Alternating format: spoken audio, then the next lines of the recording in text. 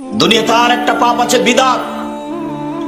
বিদআত করলে মুহাম্মদ সাল্লাল্লাহু আলাইহি সাল্লামকে অপমান করা হয়। বিদআত করলে ইবাদত কবুল হয় না। বিদআত করলে রাসূল সাল্লাল্লাহু আলাইহি সাল্লামকে অপমান করা হয়। বিদআত করলে ইবাদত কবুল হয় না।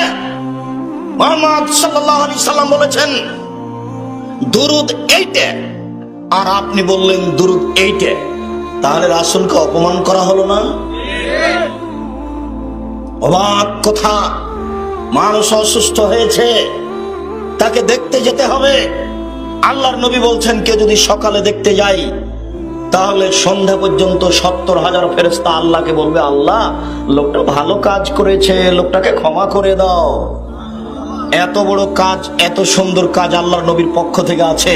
এইবার আপনার বাপ অসুখ হয়েছে, তখন আপনি জুমা মসজিদের ইমামকে 2000 টাকা দিয়ে বললেন, ইমাম সাহেব আমার বাপের জন্য